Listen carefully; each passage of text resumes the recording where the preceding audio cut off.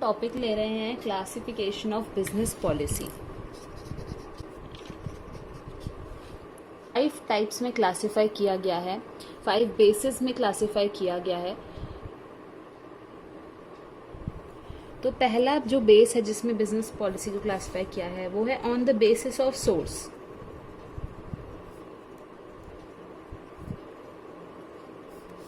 यानी कि ये बिजनेस पॉलिसी कैसे, कहाँ से आती है, क्या सोर्स है उसका, उस बेस पे किया गया है।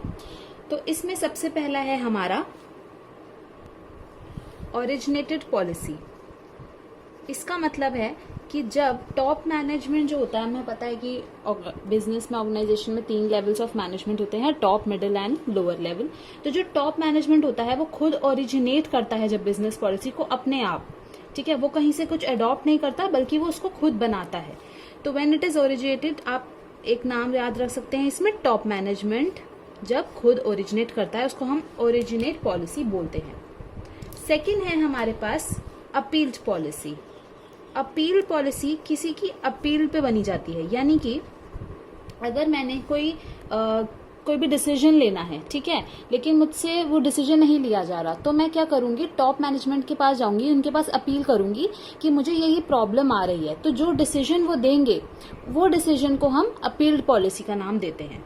तो जो भी डिसीजन दिया जाता है in case of appeal, appeal के केस में, वो पॉलिसीज होती हैं अपील्ड पॉलिसी। तो नाम से ही आपको देखना है, ओरिजिनेटेड मतलब ओरिजिन हुई है, ओरिजिनेट हुई है, टॉप मैनेजमेंट ने, अपील है तो अपील की गई है उसके केस में। उसके बाद होती है इम्प्लाइड पॉलिसी। आप सबको पता ही होगा इम्प्लाइड का मतलब क्या होता है, जो अपने आप चीजें इम्प्लाइड होती हैं कि ये चीज होगी ही होगी।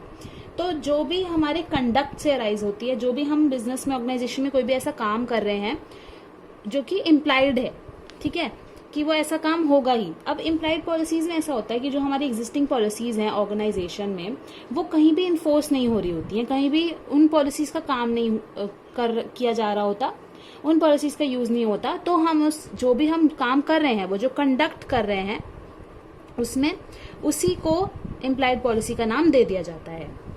उसके बाद है हमारे पास एक्सटर्नली इम्पोज्ड पॉलिसी। बहुत इजी है याद रखने में ये सारी चीजें। अगर आपको वैसे याद नहीं हो रही, बाई चांस आपको on the basis of source दिमाग में नहीं आता एग्जाम में, तो आप इसका एक कोड याद सकते हैं, AEIO। आप इसको ऐसे याद कर सकते हैं, AEIOU हमें याद होता है वॉवल्स, तो AEIO आप याद रख सकते हैं। A से आपका हो गया अपील्ड पॉलिसी, E से एक्सटर्नली इम्पोज्ड पॉलिसी, I से इम्प्लाइड पॉलिसी एंड O से originated policy. Externally imposed policy basically जो भी हमारे पास इम्पोज हुई जो होती है from the outside of organisation, हमारे जो ऑर्गेनाइजेशन के बाहर की कम्युनिटीज हैं, लोग हैं, वो जब कोई भी हमारी पॉलिसी को इम्पोज करते हैं, उनको हम एक्सटर्नली इम्पोज्ड पॉलिसी का नाम दे देते हैं, ठीक है। तो आप कह सकते हैं आउटसाइड, आप इसका कोड याद रख सकते हैं, आउटसाइड, ठीक है। नेक्स्ट हमारा क्लासिफिकेशन है on the basis of different level. Different level के बेसिस पर क्लासिफाई किया गया है बिजनेस पॉलिसी को। इसमें हमारे पास, इस बेसिस में हमारे पास होती है बेसिक पॉलिसी। बेसिक पॉलिसी में जो भी टॉप मैनेजमेंट होता है वो फॉलो करता है बेसिक, जो कि सारे लेवल्स में जो भी हमारा सारा ऑर्गेनाइजेशन है, उसके डिपार्टमेंट्स हैं, उन पे जो भी अप्लाई होती है वो बेसिक पॉलिसी होती है।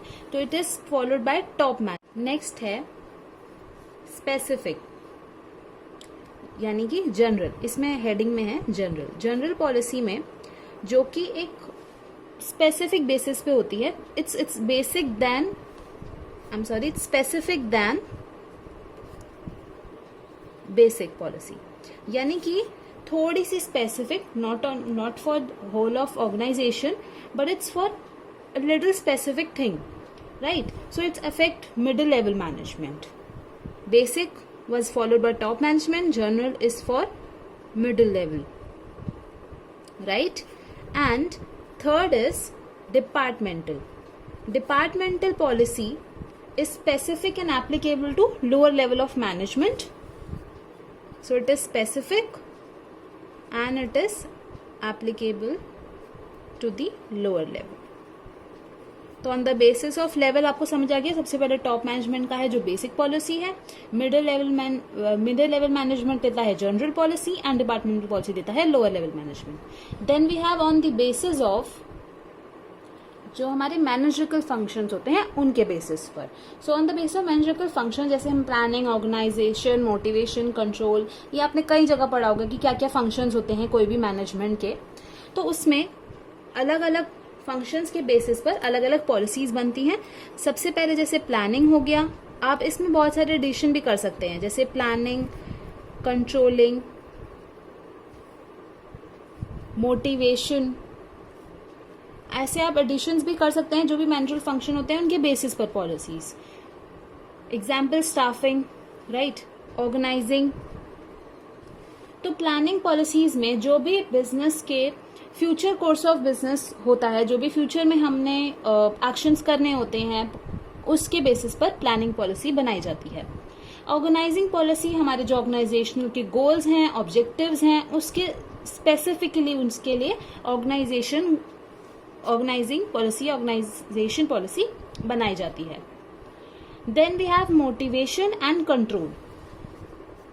मोटिवेशन एंड कंट्रोल में हमें जो मोटिवेट करना होता है पीपल को, जो उनकी एक्टिविटीज को कंट्रोल करना होता है, और साथ ही साथ ऑर्गेनाइजेशन ऑब्जेक्टिव्स के साथ साथ हमें सेटिस्फैक्शन चाहिए हमारे एम्प्लॉयज का.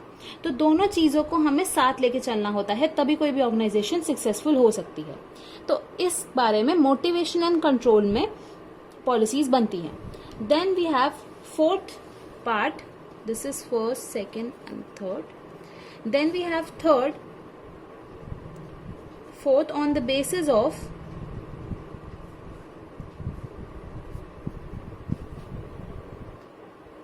dissemination.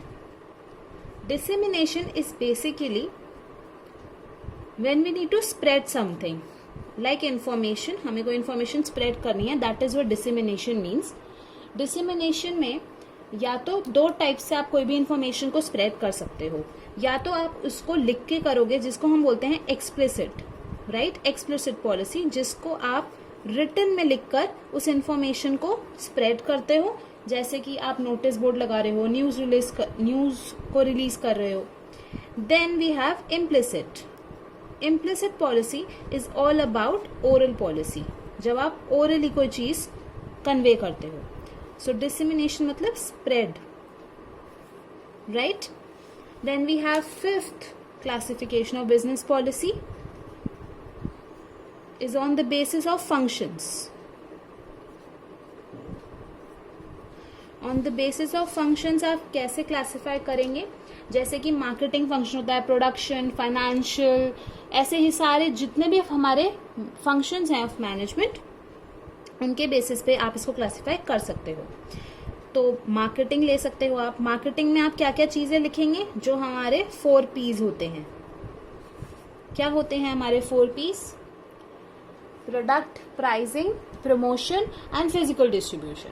सो जो ये 4 P's ऑफ मार्केटिंग है, इसमें इस बारे में सारी पॉलिसीज बनी जाती हैं.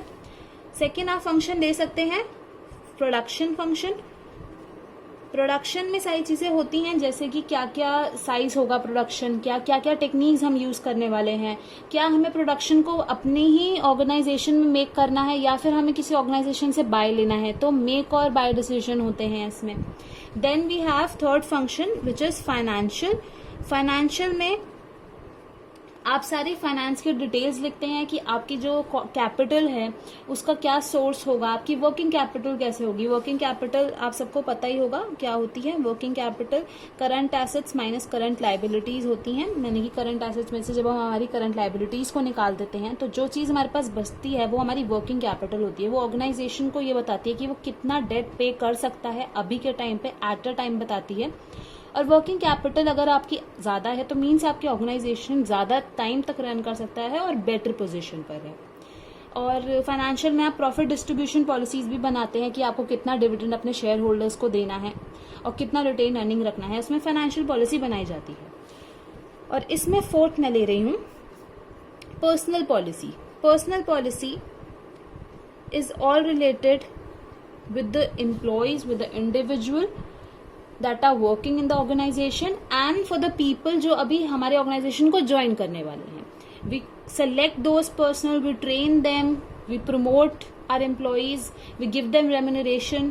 So इन सब की जो डिटेल्स होती हैं, इन सब की जो प्लानिंग होती है, वो सारी पर्सनल पॉलिसी के अंडर आती है. तो आई होप आपको क्लासिफिकेशन ऑफ बिजनेस पॉलिसी समझ आया हो और पसंद आई हो हमारी वीडियो. तो please hit the like button, share it with your friends and subscribe कीजिए कॉलेज ट्यूटर को.